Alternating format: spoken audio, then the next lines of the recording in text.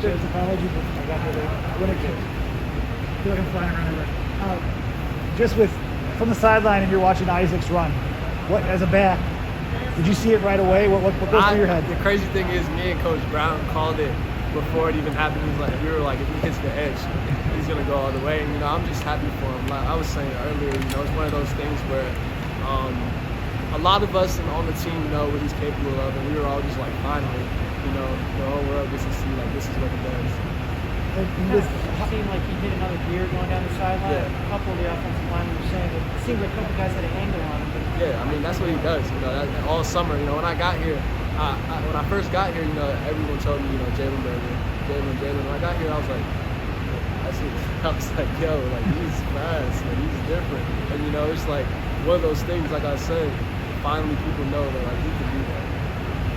I don't know if you noticed this, but when Jalen got his first touch, they credited you on the PA with it.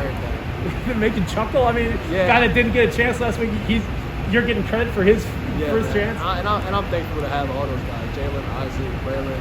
I feel like we all bring something different. And when I get a chance to take a breather, somebody with a different skill set is in, but also is able to contribute in a really good way. Between the three of you and going like two guys in a drive, that offers a lot of different looks, a lot of different combinations, right? How do you use that to your best benefit to keep them guessing on the other side? Right, exactly.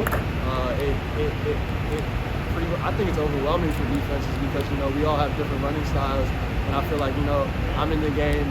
I bring this elusive, make a guy miss type of game, and you have Isaac where if he hits the edge, it's one of those things where like I don't know if we're gonna catch him. The same with Jalen, so I think we all really cover each other well. On that 60-yard run, what was the call? Like, Paul, what went through your head and just open daylight? Well, first off, I have to score on that, and that's on me. And I have to do a better job of preparing before the game to make sure that I'm stretched out. And I just felt kind of tight the opening drive. I couldn't really lift my legs up like I wanted to, but it was a great call, and I have to finish. I have to do a better job finishing because we didn't score on that drive. I didn't like how that ended, but we scored on the next one. I have to do better on that. You're saying you're a little tight? Yeah.